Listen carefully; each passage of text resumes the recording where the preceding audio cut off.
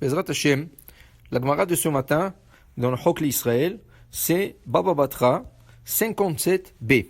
Amar Rabbi Yochanan, Mishum Rabbi Bena, Bakol Shutfim Akvim Zeze, Chutz Min Akvisa, Shen Dakam Shebnot Israël Bazot al Akvisa.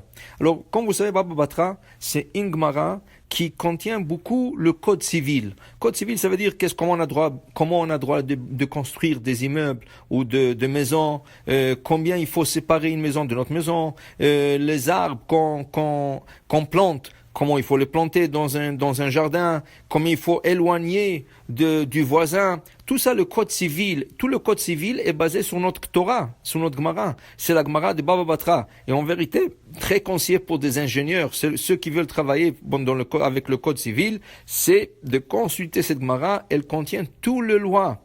Une fois, je parlais à quelqu'un, il m'a dit que oui, tout ce qu'il a lu, c'est exactement le code de la ville. N'importe quelle ville se base sur la Gemara. Je ne sais pas s'ils le prennent de la Gemara, mais tout ce qu'ils ont instauré est écrit déjà dans le Talmud. Et là, la Gemara nous parle ce matin de Shutfin, de deux associés. Deux associés que un peut empêcher l'autre de faire n'importe quoi s'il n'est pas d'accord. Ça veut dire, si un associé veut faire quelque chose, il faut qu'il ait la permission de son associé. Mais il y a une chose que le code de la Torah et aussi le code civil de l'époque, il permettait de faire. C'est quoi? C'est accrocher le linge. Les femmes avant, pour faire la lessive, elles descendaient dans un fleuve et faisaient la lessive. Ça prenait toute une journée. C'est pour ça que une des raisons pourquoi ils ont interdit de faire la lessive Chol HaMoed. Chol HaMoed parce que c'est toute une journée rien que s'occuper de la lessive. Et là, la femme devrait s'occuper plutôt du manger. Aujourd'hui, c'est la même halakha, mais avec des petites nuances, mais c'est pas le cours d'aujourd'hui. Alors, pour vous dire que faire la lessive, c'était tout un travail que la femme faisait au fleuve et elle remontait chez elle à la maison pour accrocher son linge. Maintenant, une femme, elle a une corde à linge, elle veut maintenant accrocher son linge. Vient l'associé, il dit, tu sais, quand ta femme accroche le linge ici, ça enlève un peu du paysage, ça enlaidit un peu tout l'entourage, et j'aimerais pas que ta femme accroche le linge. Alors l'autre, il peut dire, écoute-moi bien, où tu veux que ma femme accroche le linge? Chez le voisin, ou qu'elle va dans le chouk? C'est pas une cavode, une femme ne sort pas d'accrocher le linge quelque part d'autre. Alors un associé ne peut pas empêcher son associé pour le linge. C'est la seule chose que deux associés, ils ont le droit de faire chacun comme il veut pour accrocher le linge. Maintenant, la femme accroche le linge, très bien. Mais la femme, quand elle lève les mains pour accrocher le linge, parce que la corde est un peu haute, alors automatiquement, il y a ses manches qui descendent et on peut voir ses mains découvertes. Elle s'élève un peu sur ses orteils, et là, la robe, elle monte, et on peut voir un peu ce pied. Alors ça, c'est la raison pourquoi la Gemara dit qu'une femme a tout le droit d'accrocher son linge chez elle, dans son petit jardin, et l'associé ne peut pas empêcher. Maintenant, vient Rabbi Chia Baraba. Maintenant, il y a un verset dans le livre d'Ishaïa qui dit, Ve'otzem enav mirot bera. On parle de quelqu'un qui est tzaddik, Ve'otzem enav mirot bera, il regarde pas le mal. Vient Rabbi Chia Baraba et dit, de qui parle ce verset d'Ishaïa? Ze shem mistakel banashim b'shah shomdot al hakvisa. On parle de quelqu'un qui regarde pas les femmes au moment qu'elles accrochent le linge. Dit la Gemara, Echidami, je veux comprendre, dit la Gemara, de quoi on parle.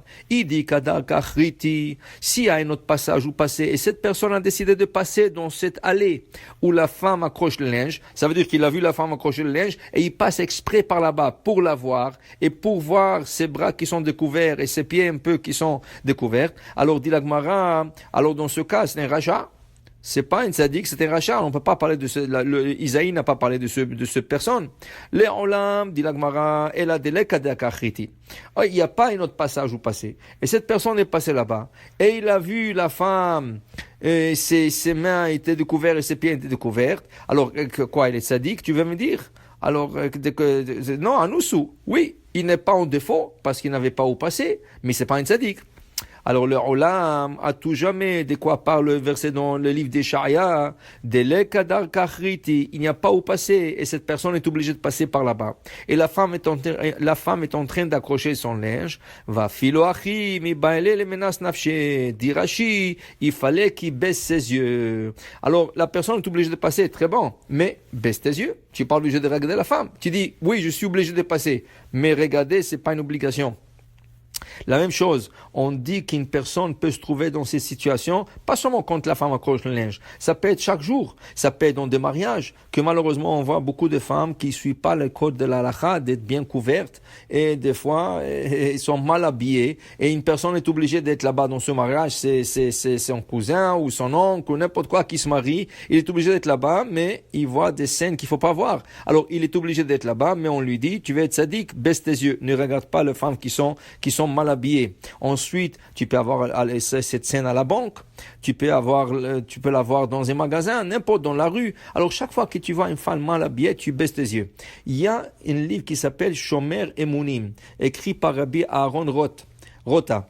Le Rav Aaron Rota, en 1942, il a écrit un livre sur la Emuna et sur un peu de Hassidut. Dans ce livre, il fait une promesse lui-même. Il dit c'était un grand sadique. Alors il a promis comme ça. Un homme qui voit une femme qui est mal habillée et tout de suite, ou qui est belle et il veut la regarder et il baisse tout de suite ses yeux, il dit en ce moment-là qu'il a baissé les yeux tout de suite, il lui promet que s'il fait un vœu, lui-même dans le ciel, il va être son avocat pour que son vœu soit accepté. Ça veut dire que tu vois une femme, c'était malgré toi, tu étais obligé de passer par ce passage, elle est mal habillée, ou elle est très belle, même bien habillée, mais très belle, et tu baisses les yeux pour ne pas la regarder, et dire à Aaron Ruta, je suis garant que si la personne, il fait un vœu tout de suite, je serai son avocat, et je ferai que, de tout possible, que son vœu sera exaucé. Alors pour dire, c'était une avtacha extraordinaire d'un grand sadique.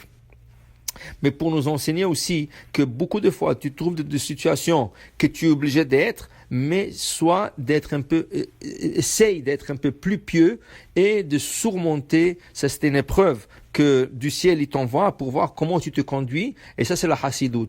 Hassidut, ça veut dire se conduire au-delà de l'expectation, au-delà de ce que la situation te force, et là tu es promis que tes prières soient acceptées. Baruch Adonai l'Olam, Amen, Amen.